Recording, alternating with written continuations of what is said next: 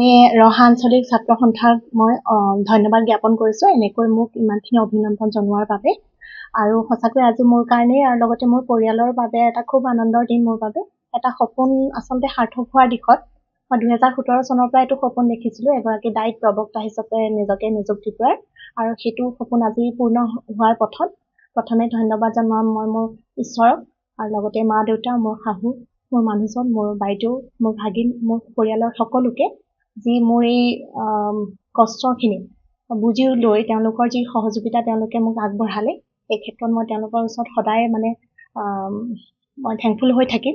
আৰু লগতে আপোনালোককো ধন্যবাদ জনাইছোঁ মোক ইমানখিনি এনেধৰণে সন্মান দিয়াৰ বাবে। ইয়াৰ আগতে পূৰ্বে মই এগৰাকী বিষয় শিক্ষক হিচাপে তেজপুৰৰ হেমবৰুৱা উচ্চতৰ মাধ্যমিক বিদ্যালয়ত কৰ্মৰত হৈ আছিলোঁ। তাৰ আগতেও মই দুটি চাকৰি পাইছিলোঁ অসম চৰকাৰৰ ফালৰ পৰা, এগৰাকী লোৱাৰ প্ৰাইমেৰী টিচাৰ হিচাপে 2020 চনত, আৰু তাৰ পাছতে 2021 চনত মই এগৰাকী হাইস্কুল শিক্ষক হিচাপে বগীনদী উচ্চতৰ মাধ্যমিক বিদ্যালয়ত কৰ্মৰত আছিলোঁ। আৰু ইয়াৰ জৰিয়তে মই আমাৰ অসম চৰকাৰকো ধন্যবাদ জনাইছোঁ যি নিযুক্তি তেওঁলোকে আগবঢ়াইছে আমাৰ কাৰণে, বিশেষকৈ আমাৰবিলাকৰ বাবে। মই হিমন্ত বিশ্ব চৰকাৰকো ধন্যবাদ জনাম এইখিনি। যিহেতু আপুনি ৰহাৰ বোৱাৰী, হয়, লখিমপুৰ জীয়াৰী, আপোনাৰ অনুভৱটো কেনেকুৱা? খুব ভাল লাগিছে আচলতে। এগৰাকী জীয়ৰী হিচাপে মোৰ মা দেউতাই যিমানখিনি মোক ছাপোৰ্ট কৰি আহিছিলে, তাৰ পাছতো মই বিয়া হোৱাৰ পাছত মোৰ এখন ঘৰেও, মোৰ স্বামীৰ ঘৰখনেও মোক তেনেধৰণেই ছাপোৰ্ট কৰিছে সকলো দিশতে। পৰীক্ষা দিবলৈ যোৱাৰ পৰা ধৰি পৰীক্ষাৰ প্ৰস্তুতি কেনেকৈ কৰিব লাগে সকলোখিনি ক্ষেত্ৰতে তেওঁলোকে মোক খুব ধুনীয়াকৈ সহযোগিতা কৰিছে। আৰু আচলতে তেওঁলোকৰ এই আশীৰ্বাদ যে মই আজি এই দিনটো দেখিবলৈ সক্ষম হৈছোঁ। সঁচাই এনেকুৱা খবৰবোৰে আমাক বহুত আনন্দিত কৰে, বিশেষকৈ ৰহা আঞ্চলিক ছাত্ৰ সন্থাৰ অসম ছাত্ৰ সন্থাক।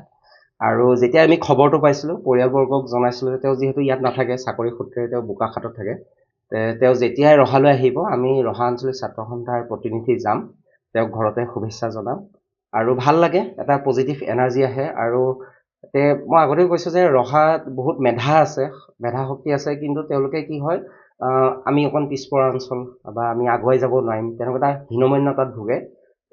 আমাৰ নৱনতীয়া বৰুৱা, বৰা, আমাৰ ৰহাৰ বোৱাৰী, তেখেতে যি ভাল খবৰ আনিলে, দায়িত্বৰ এটা প্ৰবক্তা হৈ তেওঁ নিযুক্তি পাইছে, এনেকুৱা খবৰে আৰু 10জনক অনুপ্ৰাণিত কৰে। আৰু সেই আমি ৰহা আঞ্চলিক ছাত্ৰ সন্থা এনেকুৱা খবৰ পালে দৌৰ মাৰি আহোঁ।